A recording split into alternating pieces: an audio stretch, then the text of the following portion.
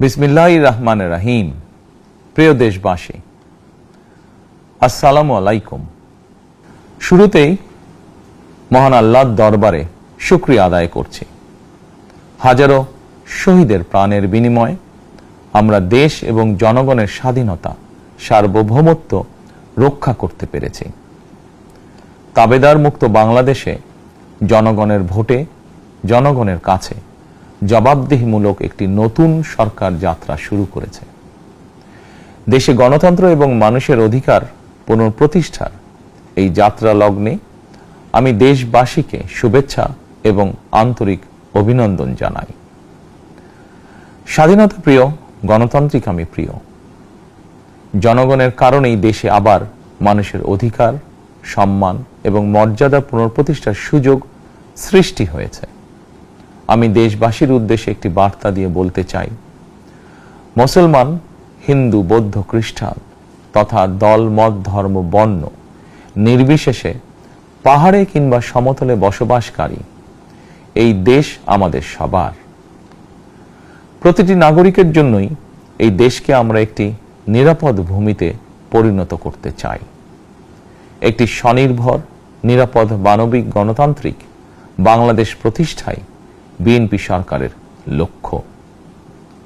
প্রিয় দেশবাসী, ফ্যাসিবাদের সময়কালে দুর্নীতি, দুঃশাসনে পর্যুদস্ত একটি ভঙ্গুর অর্থনীতি, দুর্বল শাসন কাঠামো আর অবনতিশীল আইন শৃঙ্খলা পরিস্থিতির মধ্য দিয়ে নতুন সরকার যাত্রা শুরু করেছে।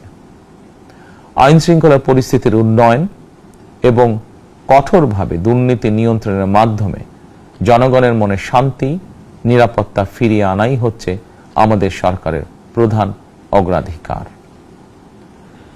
সারা দেশে জুয়া এবং মাদকের বিস্তারকেও বর্তমান সরকার আইন শৃঙ্খলা অবনতির অন্যতম কারণ বলে চিহ্নিত করেছে।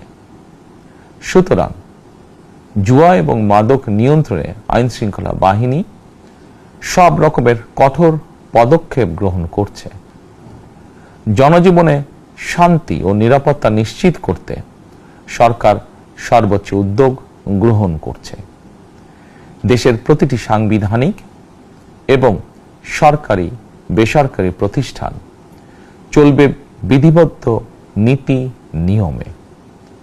দলীয় কিংবা রাজনৈতিক প্রভাব, প্রতিপত্তি অথবা জোর জবরদস্তি নয়। আইনের শাসনই হবে রাষ্ট্র পরিচালনার শেষ কথা।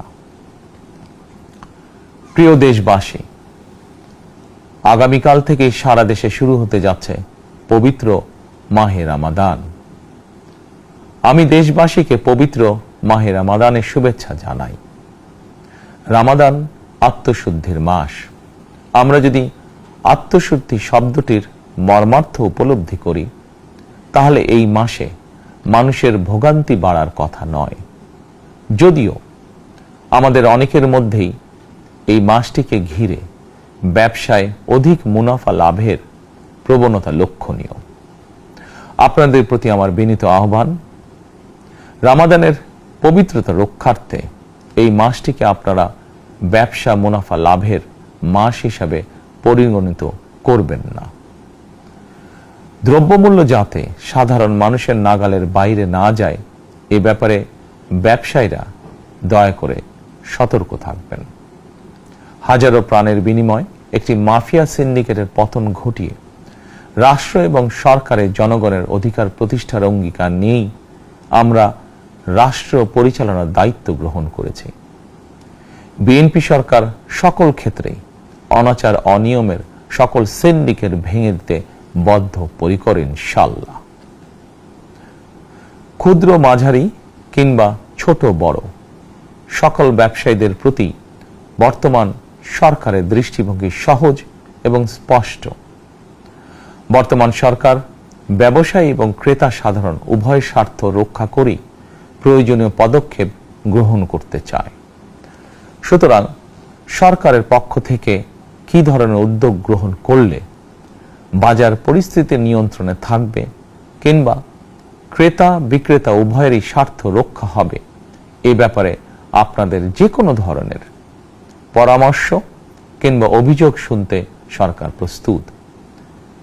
ক্রেতা বিক্রেতা গ্রহীতা, এই সরকার সকলেরই সরকার। এই সরকার আপনাদেরই সরকার।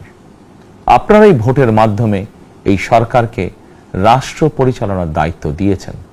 আপনারাই এই সরকারের শক্তি। প্রিয় দেশবাসী, পবিত্র রমাদান মাসে রোজাদারগণ বিশেষ করে ইফতার, তারাবি, সেহরি এই সময়গুলোতে নিরবিচ্ছিন্নভাবে গ্যাস, পানি ও বিদ্যুৎ সরবরাহ পেতে চান। এই বিষয়টি নিশ্চিত করতে এরই মধ্যে আমি সংশ্লিষ্ট কর্তৃপক্ষকে নির্দেশনা দিয়েছি। অপচয় রোধ করে কৃচ্ছ্রতা সাধন প্রতিটি মুসলমানের ঈমানি দায়িত্ব। অফিস আদালতে বিনা প্রয়োজনে কিংবা প্রয়োজনের অতিরিক্ত গ্যাস, বিদ্যুৎ, পানি খরচের ব্যাপারে সচেতনতা অবলম্বন করাও ইবাদতেরই অংশ বলেই আমি মনে করি। দেশের সকল সরকারি বেসরকারি কর্মকর্তা কর্মচারী এবং জনসাধারণের প্রতি কৃচ্ছ্রতা সাধনের আহ্বান জানানোর আগে আমি সরকারের মন্ত্রী এবং বিএনপি সংসদ সদস্যদেরকে দিয়েই একটি দৃষ্টান্ত স্থাপন করতে চেয়েছি।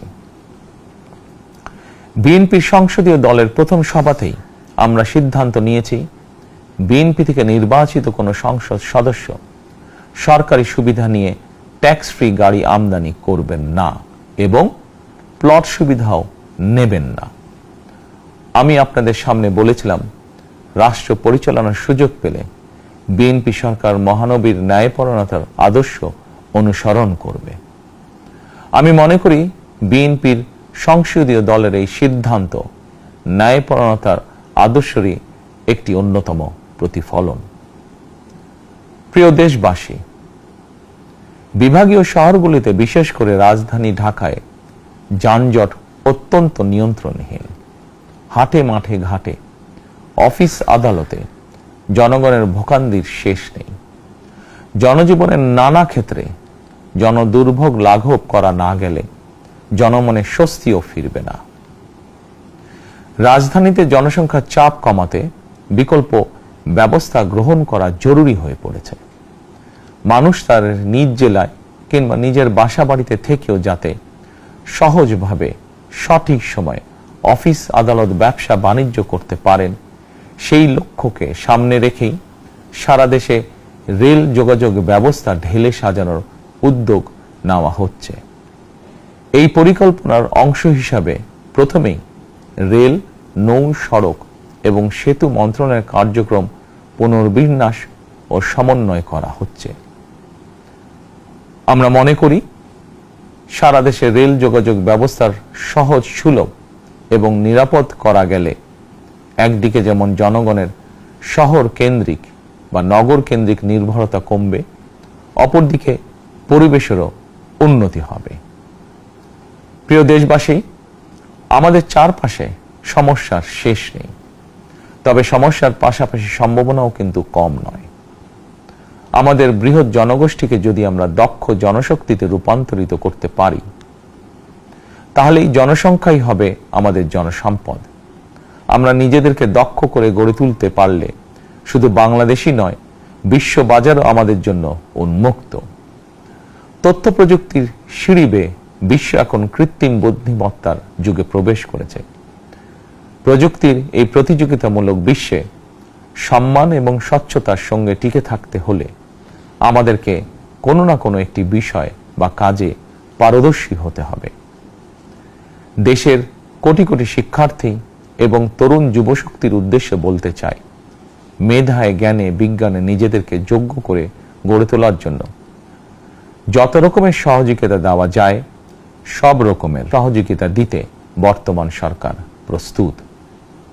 কর্মসংস্থান এবং কর্ম পরিবেশ নিশ্চিত করার সুনির্দিষ্ট অঙ্গীকার নিয়ে বর্তমান সরকার যাত্রা শুরু করেছে। প্রিয় দেশবাসী, দীর্ঘ 18 বছর পর দেশে ফিরে গত বছর 25শে ডিসেম্বর আমি বলেছিলাম, দেশ এবং জনগণের জন্য আই হ্যাভ এ প্ল্যান।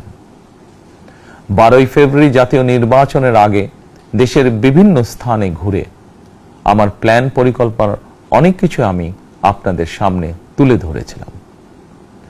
আপনারা স্বাধীনতার ঘোষকের প্রতিষ্ঠিত দল বিএনপিকে ভোট দিয়ে রাষ্ট্র পরিচালনার দায়িত্ব দিয়েছেন, সকল পরিকল্পনা বাস্তবায়নের সুযোগ দিয়েছেন।